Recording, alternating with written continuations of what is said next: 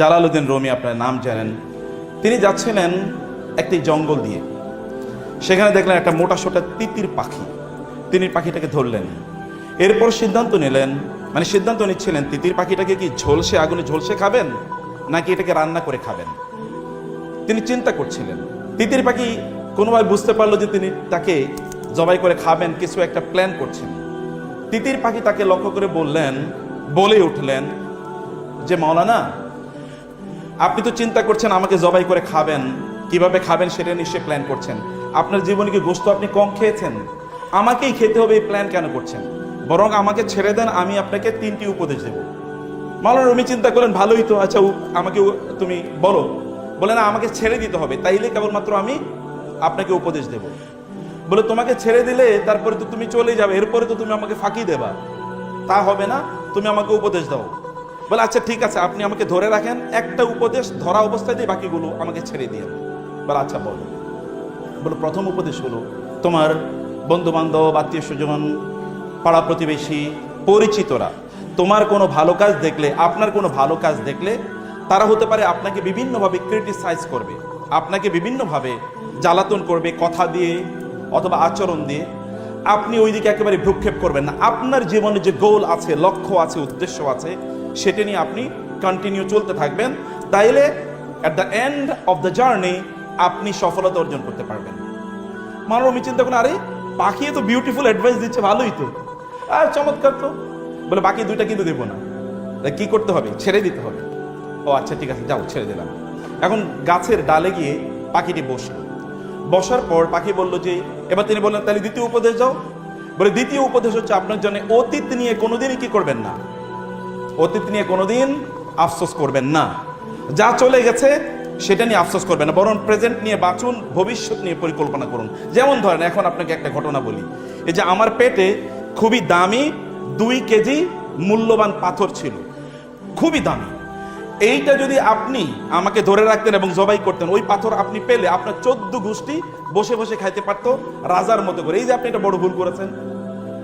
এটা শোনার পরেই তো রুমির মাথা গরম।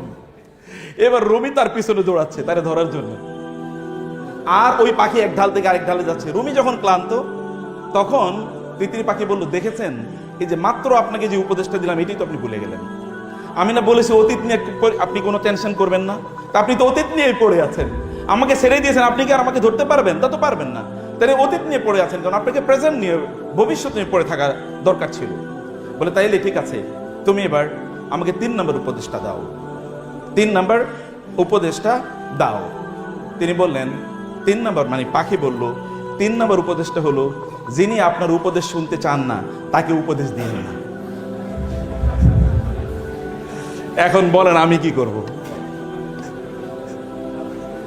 আপনি শুনবেন তো উপদেশ? ওকে, মাশাআল্লাহ, জাযাকুমুল্লাহ খায়ের।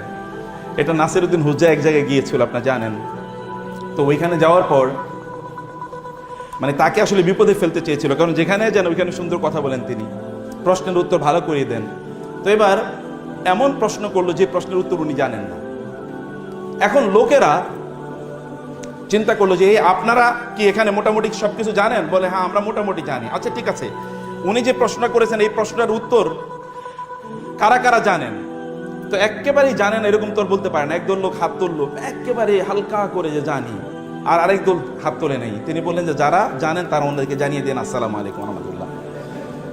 তো আমি হয়তো যা বলবো হতে পারে most of the things will be known to you, but still it is a reminder.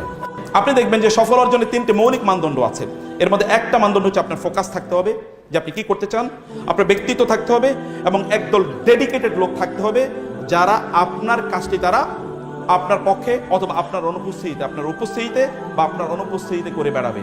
আপনারা বলেন তো, মুহাম্মদুর রাসূলুল্লাহ সাল্লাল্লাহু আলাইহি ওয়াসাল্লাম বাইরে এমন কে আছেন যিনি বলতে পারেন তার চারিদিকের যে সকল লোকেরা, এই লোকেরা তার চারপাশে যারা ছিল তারা এমন যে রাসূলুল্লাহ সাল্লাল্লাহু আলাইহি ওয়াসাল্লামের অনুপস্থিতি গোটা মানব জাতি এক মুহূর্তের জন্য টের পায়নি।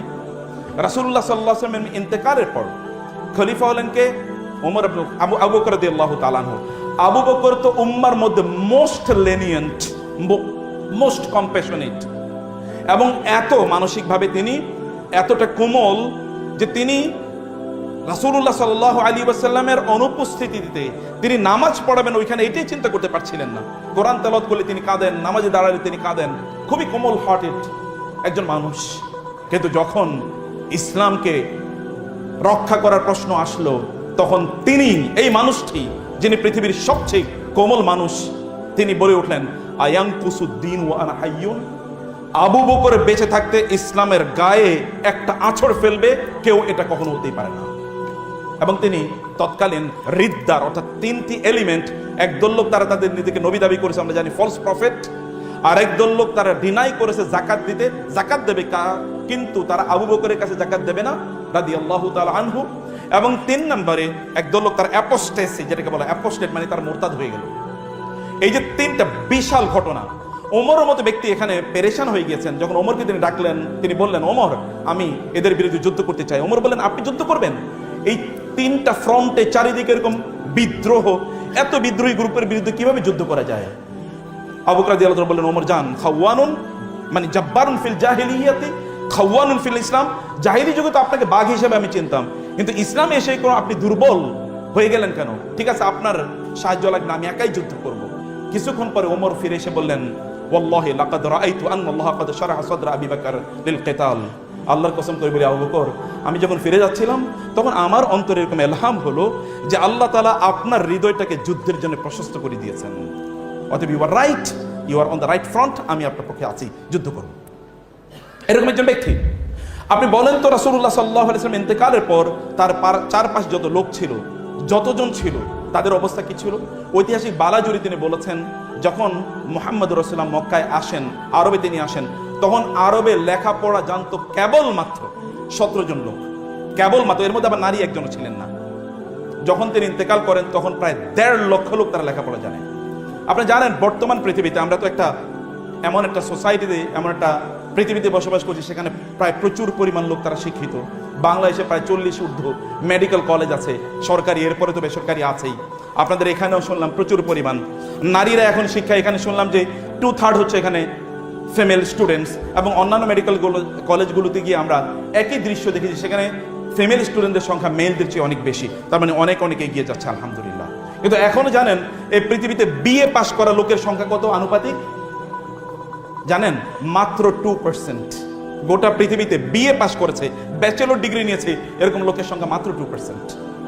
অথচ আমরা কিন্তু ইউনিভার্সিটির অভাব দেখি না। বাংলাদেশে প্রায় শতাধিক ইউনিভার্সিটি আছে, এর প্রাইভেট ইউনিভার্সিটি, এরপরে পাবলিক ইউনিভার্সিটি তো আছেই। এমত অবস্থায়ও আমেরিকাতে প্রায় 10,000-এর মতো ইউনিভার্সিটি আছে বলে বলা হয়। তাহলে এত বেশি ইউনিভার্সিটি থাকার পরেও শিক্ষার হার তাহলে কোথায় গিয়ে দাঁড়িয়েছে? শিক্ষার হার কোথায় গিয়ে দাঁড়িয়েছে? মাত্র 2% লোক তারা বিএ পাস করেছে বলে এটা ধরা হয়।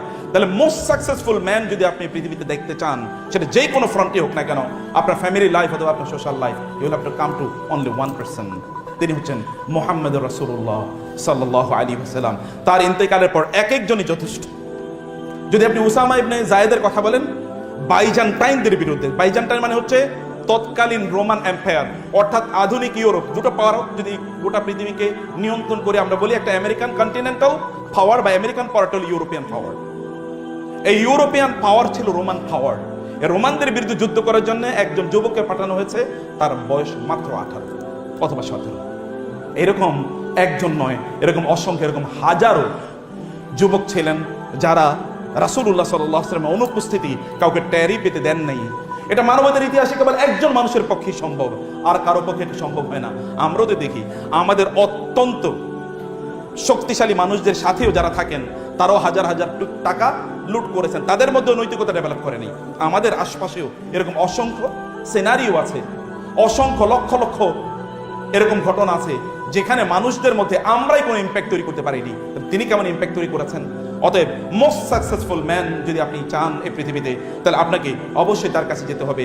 মাইকেল এইচ হার্ট তো সেই কথাই বলেছেন, my ranking of Muhammad to lead the list of the most influential man on earth. আমার মুহাম্মদ সাল্লাল্লাহু আলাইহি ওয়াসাল্লামকে যে আমি এই পৃথিবীর সবচেয়ে প্রভাবশালী মানুষ হিসেবে নির্বাচন করেছে আমার বইয়ে, দ্য 100 বইয়ে, এটা হতে পারে কেউ প্রশ্ন করবে, কার হয়তো বা ব্রোটা বড় করে দেবে, তার হয়তো কপালে একটা ভ্রু কুঞ্চন থাকবে, কিন্তু আমি জানি রিলিজিয়াস এন্ড সেকুলার গ্রাউন্ডে, অর্থাৎ দুনিয়া এবং আখেরাত, দিন এবং দুনিয়া, এই দৃষ্টিতে তার ধারে কাছেও কেউ আসতে পারে না। রাসূলের জীবন সম্বন্ধে যতটুকু আপনাদের সামনে বলতে পেরেছি, এটা হচ্ছে বিশাল মহাসমুদ্রের এক ফোঁটা পানির চেয়েও কম। কাজ হলো তার জীবনী পড়া। আপনারা একটা বই পড়বেন। একজন বোন ইসলাম গ্রহণ করেছে, তিনি ঢাকার একটা সরকারি বিশ্ববিদ্যালয়ে তিনি প্রফেসর, এবং তিনি আমাকে বলেন, স্যার আমার স্বামীকে তো তিনি তো ইসলাম গ্রহণ করেন না, উনি খুলনা একটা ইউনিভার্সিটিতে বড় পদে তিনি চাকরি করেন, আমরা আপনার স্বামীকে শুধু দাওয়াত দিয়ে নিয়ে আসেন। বলে স্যার আসবেন আপনার কাছে কেন? বলে তাইলে তো আপনি তাকে ইসলামের দাওয়াত দেবেন, জীবন আসবে না। আমি বললাম আপনি ওনাকে নিশ্চিত করেন আমি ইসলামের ব্যাপারে একটা কথা বলবো না তাকে। তো 1 মাস 2 মাস চেষ্টা করার পরে তার স্বামীকে নিয়ে আসলেন। আসার পরে আমি চাটা খাওয়ালাম, কথাবার্তা বললাম, গল্প। আমি শুধু একটা দাওয়াত দিই। আমি এর আগে একটা রাসূল ইসলামের একটা জীবনী বই আইনে রেখেছি, আমার খুব প্রিয় একটা বই। রাসূলের জীবনীতে অনেক বই আছে, আমি যেটাকে পছন্দ করি এই বইটা এনে রেখে আমি বললাম আপনাকে আমি বইটা হাদিয়া দিলাম, আপনি বইটা পড়বেন, আমার আর কোনো চাওয়া নেই। আপনি তো অনেকের জীবনী পড়েছেন, জীবনী উনি তো মুহাম্মদ সাল্লাল্লাহু আলাইহি ওয়াসাল্লাম তো পৃথিবীর সকল বড় বড় জ্ঞানী বিজ্ঞানীদের কাছে গ্রেট অথবা গ্রেটেস্ট, তাদের কথাই, আমি অমুসলিমদের কথা বলছি। তো আপনি একজন অন্যান্যদের জীবনী যেরকম পড়েন একটু পড়েন, আপনি শুধু এটা পড়বেন, পড়ে এরপর আপনি আমার সাথে দেখা করবেন। 2 মাস পরে ওই ভদ্রলোক এসে বলে স্যার আমি মুসলমান হব, শুধু রাসূলের জীবনী পড়ছে। বিশ্বাস করেন তার জীবনের একটা মিরাকল, মুজিজা, জীবন্ত মুজিজা। জি আচ্ছা, বইটার নাম হলো রাসূলে আরবি, রাসূল সফিউর রহমান মোবারকপুরী ওনার বই রাসূলে আরবি। তো এটা একজন মানুষ যদি সত্যি অর্থে ওপেন মন নিয়ে রাসূলের জীবনী পড়ে, she is bound to follow the prophet সাল্লাল্লাহু আলাইহি ওয়াসাল্লাম। আমি এই দুটো দাওয়াত আপনাদেরকে দিয়ে গেলাম, ইসলামকে ভালো করে বুঝেন এবং রাসূল ইসলামের জীবনীটা পড়েন। ইসলামকে বোঝার জন্য কোরআন বোঝা মাস্ট। আপনি যদি কনফিউশন দূর করতে চান ইসলাম সম্পর্কে এবং ওদের শিকারে পরিণত না হতে চান, তাহলে কোরআন বুঝেন।